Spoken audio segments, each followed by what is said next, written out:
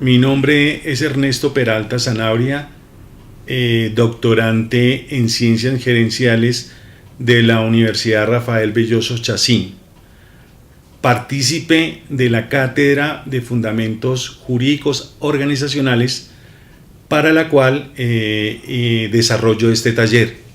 La idea es mencionar los impuestos de carácter nacional de las cuales las empresas se ven abocadas a presentar y a desarrollar. Y como conclusión final, y teniendo en cuenta los aspectos que aquí mencionaré, veré y observaré como conclusión cuáles son los aspectos que debe tener el inversionista que desee invertir en las sociedades del país. En Colombia existen diversos impuestos, directos e indirectos, es decir, los que gravan la renta o los que gravan las operaciones en sí, de los cuales son contribuyentes y responsables la mayoría de las personas naturales y las empresas legalmente constituidas. Uno de los más reconocidos en nuestro medio es el impuesto sobre la renta y complementarios. Recae sobre las personas naturales y jurídicas, es decir, sobre las empresas, y grava la renta que obtienen las personas durante un periodo fiscal. El impuesto de rentas contempla un apellido, y ese es el impuesto a las ganancias ocasionales, es decir, sobre aquellos ingresos que se obtienen de manera extraordinaria, como las herencias o posiblemente una rifa. En las personas jurídicas, la determinación de la renta líquida gravable se calcula a través del sistema ordinario, y para las personas naturales se determina o bien por el sistema ordinario o bien por el sistema alternos, como el impuesto mínimo alternativo nacional IMAN y el impuesto mínimo alternativo simple IMAS. Otro de los impuestos que estamos tratando ahora es el impuesto sobre la renta para la equidad CRE, impuesto relativamente joven en nuestro medio. Nace por la ley 1607 del 2012 y busca beneficiar a los trabajadores, generar empleo y aumentar la inversión social. Los sujetos pasivos del impuesto CRE son las personas jurídicas y las asimiladas que sean contribuyentes declarantes del impuesto de renta. El impuesto se liquida a una tarifa del 9%.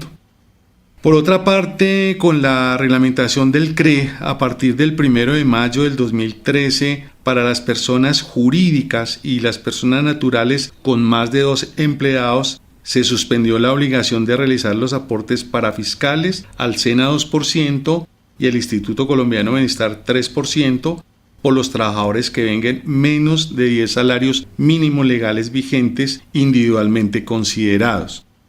A partir del 1 de enero del 2014 también se puso en vigencia la exoneración en el pago de los aportes que debía hacer el empleador por concepto de salud de los trabajadores que vengaron menos de 10 salarios mínimos legales vigentes. De esta manera se cumplió con la reducción parafiscal del 13.5% de la nómina de las personas jurídicas. Es decir, el impuesto sobre la renta para la actividad CRE nace como un intercambio por los aportes parafiscales que los empleadores, las personas jurídicas, entregaban al Estado. Adicionalmente a este impuesto de CRE, nace para el año anterior del 2015 la sobretasa al CRE, que está vigente por los años gravables 2015 a 2018.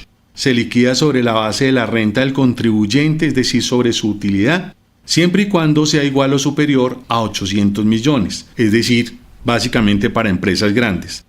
Las tarifas a aplicar son del 5, 6, 8 y 9% correspondiente a los años 2015, 16, 17 y 18. De la misma forma, hay un impuesto nuevo, al menos en cuanto a su denominación, que es el impuesto a la riqueza. Anteriormente se llamaba impuesto al patrimonio. La ley 1739 del 2014 dio paso a la creación del impuesto a la riqueza, el cual está acompañado de un impuesto complementario de normalización tributaria. Miremos primero el impuesto a la riqueza. En términos generales, los obligados son las personas naturales, las sucesiones ilíquidas, las personas jurídicas y sociedades de hecho, contribuyentes del impuesto sobre la renta y complementario. los sujetos pasivos mencionados serán contribuyentes del impuesto siempre que tengan al 1 de enero del 2015 un patrimonio líquido, es decir, un patrimonio bruto menos sus pasivos o menos sus deudas a cargo, igual o superior a 1.000 millones de pesos. Se aplica entre el 2015 y el 2017 para las personas jurídicas y sociedades de hecho y para el mismo periodo más el 2018 para las personas naturales y sucesiones ilíquidas. La segunda parte que tiene este impuesto a la riqueza es la parte de la normalización tributaria. Esto implica tratar de traer los activos que se tenían y que por alguna circunstancia no se declararon en su momento. Los obligados son los mismos contribuyentes del impuesto a la riqueza y aquellos declarantes voluntarios que tengan activos omitidos, es decir, aquellos activos que no han declarado. Las tarifas son del 10, 11.5 o 13%, dependiendo del año que decidan declararlos, es decir, 2015, 2016 o 2017, y lógicamente la base gravable es el valor patrimonial de los activos omitidos. Otro de los impuestos de los cuales tenemos que mencionar, no menos importante a los anteriores, es el impuesto sobre las ventas, más conocido en nuestro medio como el IVA. Es un impuesto indirecto, es decir, no grava la utilidad del contribuyente o la renta del mismo contribuyente, sino que grava el consumo o la prestación de un servicio. Los hechos generadores, es decir, los hechos que generan este impuesto son la venta de bienes corporables muebles, la prestación de servicios, la importaciones de bienes corporables, la circulación, venta u operación de juegos de suerte y azar, con excepción de las loterías. Las tarifas del 5 y el 16%, que es considerada como la tarifa general, y existen hoy en día 3 periodos que dependen de las características que tenga el contribuyente. Esos periodos son bimestral, cuatrimestral o anual. El siguiente impuesto es un impuesto relativamente nuevo y que se deriva un poquito del manejo del impuesto anterior del IVA. Es conocido como el impuesto nacional al consumo. Es un impuesto de carácter monofásico, es decir, que se genera una única vez en todo el proceso comprendido desde la producción del bien hasta el consumo final, por lo que recae sobre el usuario o consumidor final del servicio o producto. Grava los servicios de telefonía móvil, el servicio de restaurantes y bares, aplicando tarifas entre el 4 y el 8%. Uno de los impuestos viejos en nuestro medio que en algún momento se quiso desmontar, pero no se hizo al fin, es el gravamen a los movimientos financieros, más conocido por el 4 por mil. Es un tributo nacional a cargo de los usuarios del sistema financiero, es decir, lo que grava son las operaciones que se realicen en o dentro de las entidades financieras. Se piensa desmontar, al menos eso se dice, entre los periodos 2019 y 2021 de la siguiente manera. En el 2019 bajarlo al 3, en el 20 en el 2, en el 21 el 1 y ya el 22 desaparecerlo.